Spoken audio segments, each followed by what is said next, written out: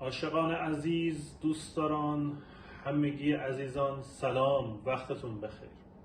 امیدوارم که حال تک تکتون خوب باشه. خوشحالم که یک بار دیگه در خدمت شما هستم و امیدوارم که یک ویدیو خوبی با هم دیگه داشته باشیم. خب در همین ابتدای ویدیو بریم اول یه معرفی از سرجان ببینیم و بعد برگردیم و بعد من در خدمتتون هستم.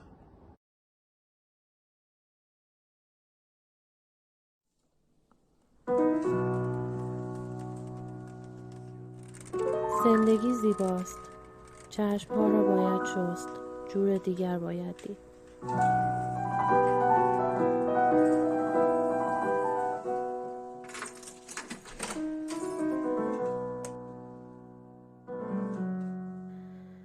سحر تهرانی فرد هستم، متولد 1366، دارای مدرک کارشناسی ارشد از دانشگاه تهران در رشته حقوق مالکیت فکری. مهمان برنامه فرمول 1 هستم و شما رو به دیدن برنامه دعوت میکنم. از 6 ماهگی پدر و مادرم متوجه مشکل بینایی من شدن و پیگیری‌های پزشکی زیادی انجام دادن. نهایتاً متوجه شدن که درمانی وجود نداره و بینایی من به مرور از بین میره. برای همین تلاش کردن مهارت‌های دیگه من تقویت بشه که زمانی که بیناییم از دست رفت دچار مشکل جدی نشم. از اول دبستان تا 4م دبستان در مجتمع نابینایان تحصیل کردم. از 10 سالگی نوازندگی پیانو رو شروع کردم به صورت حرفه‌ای و وارد ورزشی شنا شدم. تا سال 82 موفق به کسب 11 مدال درجه 1 کشوری در تمامی رشته‌های شنا شدم. از دوم راهنمایی زبان انگلیسی رو شروع کردم و یک دوره کامل رو در یکی از مؤسسات به پایان رسوندم و بعد از اون هم در سال 83 در دانشگاه تهران در مقطع لیسانس رشته حقوق پذیرفته شدم. در سال دوم دانشگاه فراگیری زبان فرانسه رو شروع کردم و باز یک دوره در یک مؤسسه زبان به پایان بردم و بعد هم در خود سفارت فرانسه 3 ترم مکالمه گذروندم. در سال 88 هم دوباره در مقطع فوق لیسانس وارد دانشگاه تهران شدم.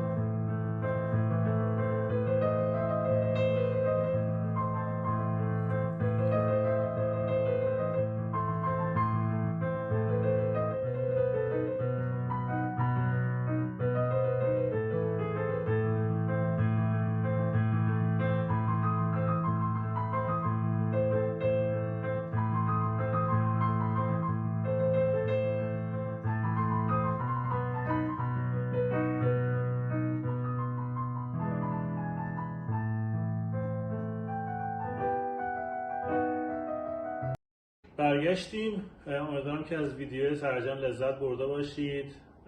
این گوشه ای از مهارت‌ها و افتخارهای سرجان هستش. البته خب من امروز سحر رو بازم کنار خودم ندارم. البته دلیل خاصی داره و اونم اینه که خب یه سری از عزیزان یه سری انتقادهایی کردن که حالا مستقیما شاید سحر داره نسبت به شخصیتش مثلا دارن میگن و حالا بحث لباسش و پوششش و رژیم و اینجور چیزها که ذره سرجان ناراحت شده. حالا ما تصمیم گرفتیم راضیش کنیم بیاد تو جلسات. امیدوارم که بتونیم بازم برش گردونیم بیاد تو بیشمون بشینه و کنار خودمون داشته باشیمش. و اینکه ممنونم از همتون بابت کامنت هایی که میذارید. واقعا عالیه کامنتاتون، لذت میبرم. لایک هایی که میکنید و خیلی خیلی حال میده، خیلی خوبه و امیدوارم که منم بتونم همین حس و حال رو به شما الزام بدم با حرفایی که میزنم و نکاتی که میگم و مسائل دیگه. دوستان از یه نکته دیگه بگم. برخی عزیزان گفته بودن که من وقتی صحبت میکنم از دستام استفاده کنم، بادی لنگویج داشته باشم. متاسفانه به خاطر نابیناییم خب نمیتونم بادی لنگویج داشته باشم، یاد نگرفتم و آشنا نیستم باهاش. حرکت ها رو نمیشناسم چی هستند و چه شکلی هستن، مثلا بابت هر کلمه باید چه اشاره هایی داشته باشم و اینا، و بابت همین نداریم این موضوع رو حداقل ندارمش. عذرخواهی میکنم اگر کسی باشه این من آموزش بده یا حداقل معرفی کنه جایی که باشه آموزش بده. من خودم هستش که یاد بگیرم و خودم هم شاید موقعی دوست دارم که مثلا دستامو حرکت بدم، ولی خب چون نمیدونم چه حرکتی باید انجام بدم میتونم که حرکت مسخره از خودم ادا اطفالی موقع خودم در بیارم و به جای اینکه حواس شما رو به جملات خودم جلب کنم حالا شاید یه موقع مسخره بازی از خودم در بیارم. برای همین بازم عذرخواهی میکنم عزیزان. یه سری عزیزان گفته بودن که آقای درباره شباهت‌های ADHD و اضطراب مثلا مطلب بذار یا مثلا مطلب برو. واقعیتش اینه که خب خیلی شباهتی به هم دیگه ندارن، اما خب توی که جلسات حالا درباره وقتی میخوام درباره اضطراب صحبت کنم یا درباره ADHD، حالا اینکه چه شباهت‌هایی میتونن داشته باشن به هم دیگه رو توضیح میدم. یه سری ازم گفتن که درباره خودشیفتگی صحبت کن، حتما چشم، درباره خودشیفتگی هم صحبت خواهم کرد. عزیزی گفته بودن که درباره نوجوان‌ها صحبت کن، اینکه مثلا به سمت دوستاشون کشیده میشن، با خانواده دچار مشکل میشن و اینها. حتما درباره نوجوان‌ها شاید تو چندین جلسه بخوام صحبت کنم. البته من یه سری ویدیو آماده کردم درباره نوجوان‌ها که فکر میکنم اون هم شاید درتون بخوره. اگر خواستید میتونید کامنت بذارید و حالا آیدی تلگرامی یا مثلا واتساپ جای بدید، من اون ویدیوها رو هم اگر تونستم واسهتون بفرستمشون. خب امیدوارم که خستتون نکنم، بریم جلو با هم دیگه. من درباره این گلام که دور و برم توضیح بدم. من هی میچرخم تو خونه، فضای مختلف خونه رو نشون میدم بهتون. گلایی که هستش یه دونشون شاید داره زرد نمایش داده میده خودش رو، ولی خب این بنده خدا من هرچی بهش میرسم خاکش رو عوض کردم و کاملا مرده بود. این گل یوکای اگه اشتباه نکنم یه همچین چیزیه. این بنده خدا کامل مردش و من باز زندهش کردم، ولی خب همچنان خیلی سالم نشده. و بقیه گلایی که هستش تقریبا هدیه و کادو و اینجور چیزا هستن که من اشاره گل گیاه هستم گفتم قبلا، اینجا دارمشون و سعی میکنم رسیدگی کنم بهشون. خب اینم از قضیه گلا. امیدوارم که تا اینجا پیش رفته باشیم. یه نکته دیگه هم بگم که من دیشب مهمون داشتم. حالا تو ولاگ فاطمه جون میتونید ببینید اون مهمونی که دیشب داشتیم رو. ولی خب یه تیکش فاطمه از من ویدیو گرفت که من ظرفو میچینم و اینها. اینم گفتم که در اواسط ویدیو داشته باشیمش به عنوان یه سبکی از یه سبک زندگی نابیناها. اونم در اواسط ویدیومون داریمش. خب بریم سراغ برنامه امروزمون. چیزی که مشکل خیلی از ماها هستش، فکر میکنم هممون تقریبا تجربهش کردیم و اون هم مشکل نگفتن هستش. واسم کامنت بذارید واقعا چند نفرتون واقعا بلد نیستید نه بگید. چقدر سخته واسهتون نه بگید. اصلا تا حالا فکر کردید چرا براتون سخته، یا اصلا تا حالا به این فکر کردید که نگفتن چیز خوبیه یا نه نگفتن. خیلی وقتا آدم هستن که نمیگن اصلا نگفتن مثلا چیز خوبیه، اصلا نمیگن. مثلا میگن چرا باید نه بگیم، چرا باید دیگران رو ناراحت کنیم، چرا دیگران رو خودمون برنجونیم و خیلی از این اتفاقات دیگه. خب پس این نکته خیلی مهمی هستش که آیا اصلا نگفتن خوبه یا نه نگفتن. این مسئله اول میگه بودن یا نبودن مسئله این است. اینجا قصه همینه. ولی به نظر من مسئله‌ای که وجود داره اینه که تا حالا کسی نبوده که نه نگه و آدم موفقی بشه. چرا؟ چون وقتی نه نمیگی شما ممکنه خیلی مشکل واسهتون پیش بیاد. مثلا اینکه مثلا خیلی آدما میگن آقا من نه نگفتم اعتیاد پیدا کردم. یکی میگه آقا نه نگفتم چه میدونم همه ازم کولی گرفتن. یکی میگه آقا من نه نگفتم نمیدونم هزار تا مشکل واسم پیش اومده. هیچ کسی ندیدم تا حالا در نهایت بخواد بیاد پیش من و از نه نگفتن خیلی دیده باشه یا لذتی برده باشه. من تو این جلسه با نگاه طرحواره به این قصه نگاه کردم و سعی کردم که به عنوان یک طرحوار درمانگر اینا رو نگاه کنیم، ببینیم که چگونه میشه آدم‌ها به چه دلایلی چه طرحواره‌هایی باعث میشن که ما نه نگیم. یه جمله یه بار خوندم میگفتش که ما از اون خیر رسوندن یا کمک کردن یا همین نه نگفتن به آدم‌ها نیستش که آسیب نمیبینیم، بلکه دقیقا از همین موضوع است که ما آسیب میبینیم.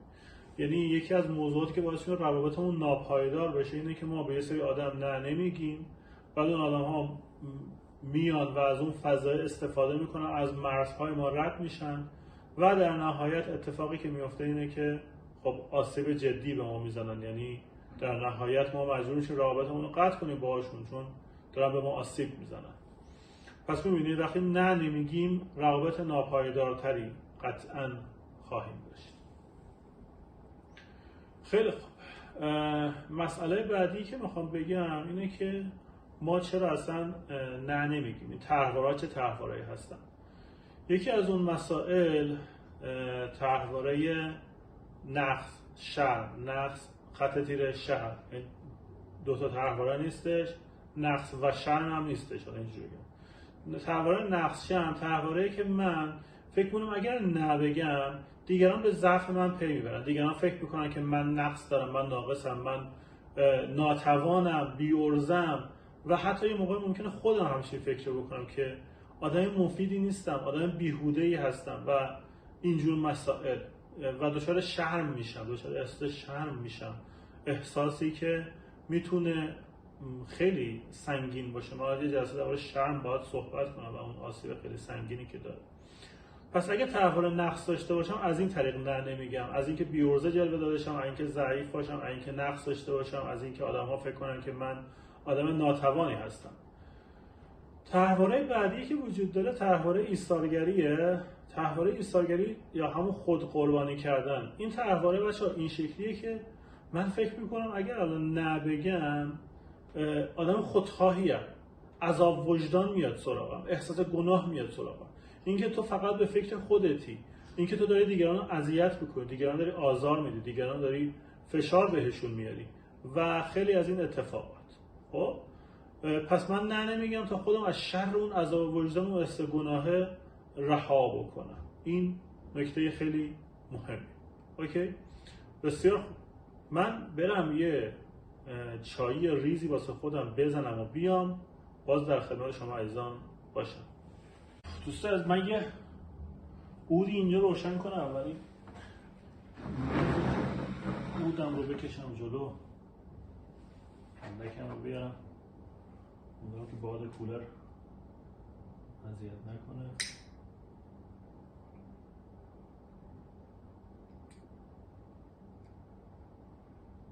روشن نشد.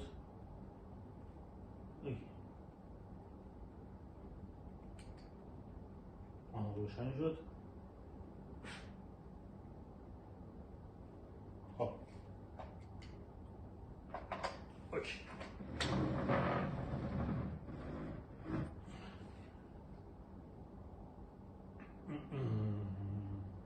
خب بودم سر جاش. اوکی.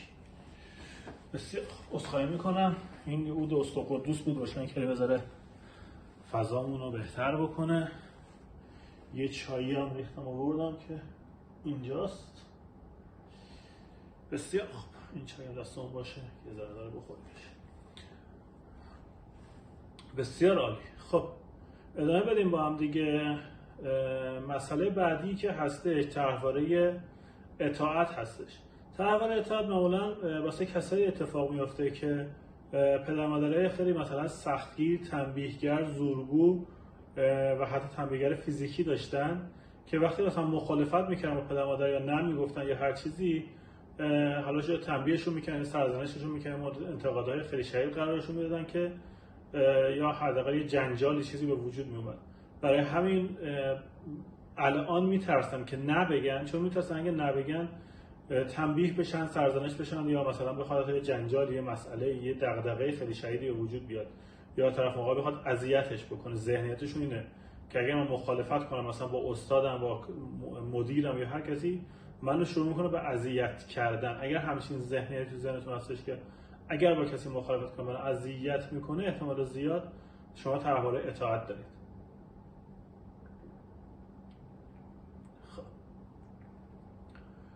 طرحواره بعدی که میخوام درباره‌اش صحبت کنم طرحواره وابستگیه. افرادی که پدر مادر بسیار ساپورتیو خیلی شدید دارن، بسیار حمایتگر دارن یا تو جامعه مثلا به همسرشون یا دوستی کسی خیلی بیش از حد وابستن، معمولا به کسایی که خیلی وابسته‌شون هستن نه نمیگن، مخالفت نمیکنن، چون میترسن رها بشن، کنار گذاشته بشن و یعنی اون طرفی که خیلی وابستش هستن نخوادشون و وقتی نخوادشون اینها تنها بمونن. وقتی تنها بمونن حسشونه که خب من نه پس زندگی بر بیام، من خودم نمیتونم، بلد نیستم، نمیدونم باید چی کار بکنم و خیلی از این اتفاقات برای همین باعث میشه که هیچ وقت نه نگن. و تحواره بعدیمون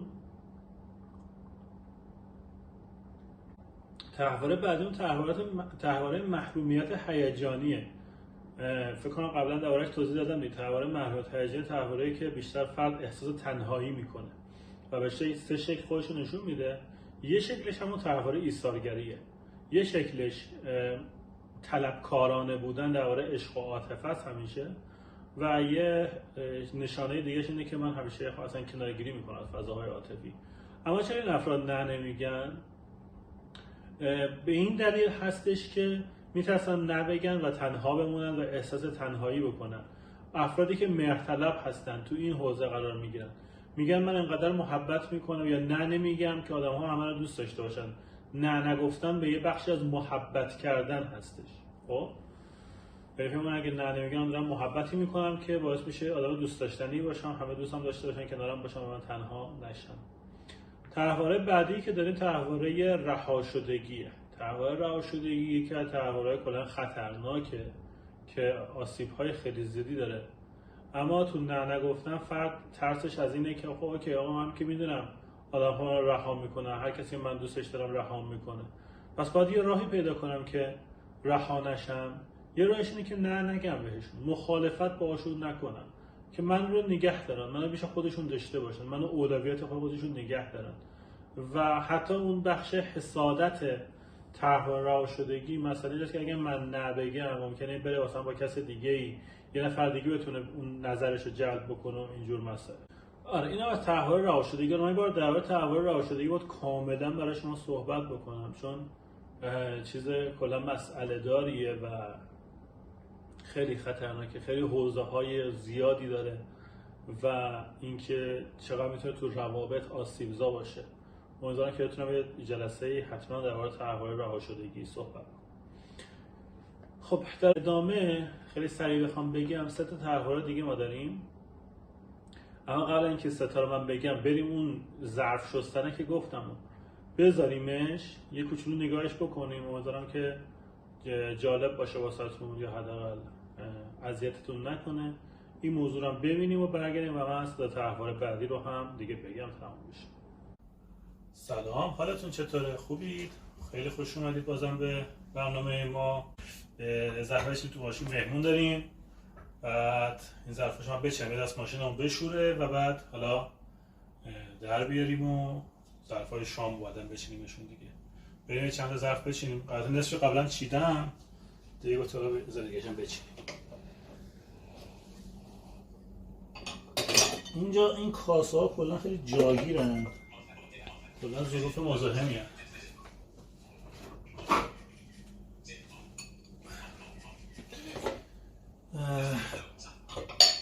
خب این از طبقه خانی میزنیم میره تو و برای اینکه ببینیم که پروانهش گیر نکنه یه دور پروانه میشه خب نه گیر نکنه. خب اینو کجا بزنم؟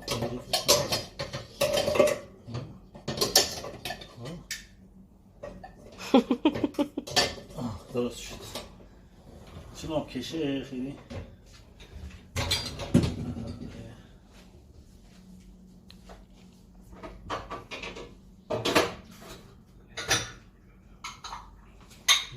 تقریبا چیدنش.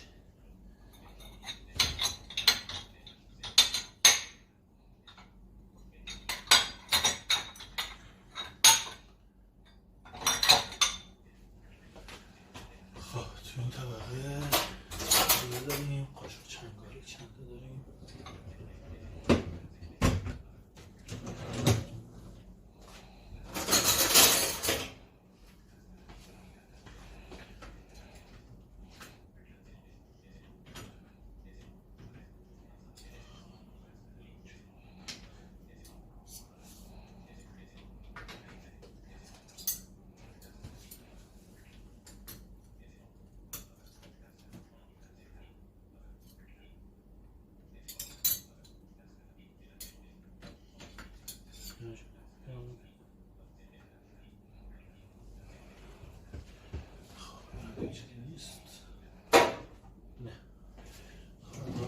تیغای نیسر دایسره که فایده نداره با چیز بشورم. خب من قرص رو توی جا قرصی نمیندازمش چون یه وقت اون بالا دو قابل مابلما گیر میکنه زد این کف برو رفت. خب روشن میکنیم برنامه اتوماتیک استارت و تمام.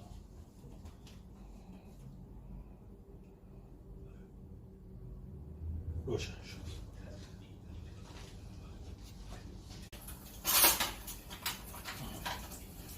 خب این تیغ‌های نیترالایزر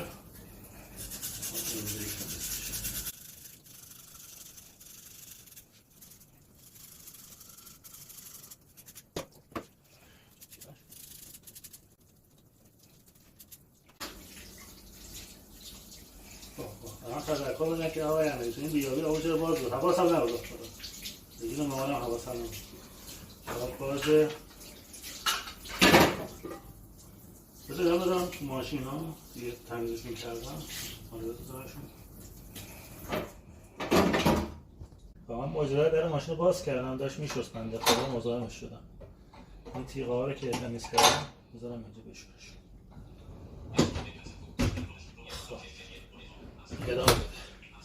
خب اینجا ما کاهوان داریم واسه سالاد سزار و من خواستم خورد کنم چون نمیدونم سحر چه سایزی میخوادش دخالت نکردم که سالاد سزارشو خراب نکنم. اینا میگن تو هر کاری دخالت نکن. آفرین منم دخالت نکنم بچه خوبی میشم و از آشپزخونه دیگه میرم بیرون. خوش با حالت. واقعا خوش با حالم. قهوه نمیخورید؟ نه. حلال درست کنم واسه نه. چی انداختی؟ تامپر چی میگن؟ یه چیزی بهش میگن؟ لیمون زنه. اون آها. خب ما بریم فعلا. خب طرحواره بعدی که ما داریم طرحواره استحقاق، کمالگرایی و پذیرشجویی و جلب توجه. اول از همه بگم این طرحواره که میاد انگار یه سری ماسکن واسه طرحواره نقص شرم. خب من با طرحواره استحقاق که همون خودشیفتگی میشه انگار میخوام یه جوری از نقص‌های درونی فرار کنم. چه جوری؟ میخوام بگم من خیلی توپم، من خیلی بالام، هیچ کسی بهتر از من وجود نداره و خب این آدم‌ها نه دوست دارن نه بگن و نه دوست دارن نه بشنون. یکی از دلایلی که نه نمیگن افرادی که طرحواره استحقاق دارن اینه که به هیچ وجه دوست ندارن نه بشنون. وقتی نه میشنون انگار اصلا یه نفر ورشه یه پتک کوبیده تو اون ظاهر کریستالی خیلی زیباشون و خوردشون کرده. خب پس یکی از دلایلش اینه که نمیخوان نه بشنون، که نه نمیگن. یکی از دلایل دیگه‌ش اینه که میخوان اون برتری خودشون همیشه داشته باشن و میخوان همیشه بگن من اینو میتونم اونو میتونم و این چیز. توی ایدئالگرایی یا معیارهای سرسختانه یا کمالگرایی که همشون سه تا اسم یه طرحواره هستن، فرد میخواد ایدئال بودن خودش رو نشون بده. اینکه از پس هر کاری برمیاد، اینکه من همه رو میتونم، اینو میخواد انجام بده. و این آدما اگه دقت کرده باشید آدمایی که من تو مراجعه‌ام خیلی دیدم، مثلا طرف جلسه‌شو دیر میاد، میگم چرا دیر اومدی؟ میگه مثلا فلان جا بودم، خب داشتم فلان کار میکردم.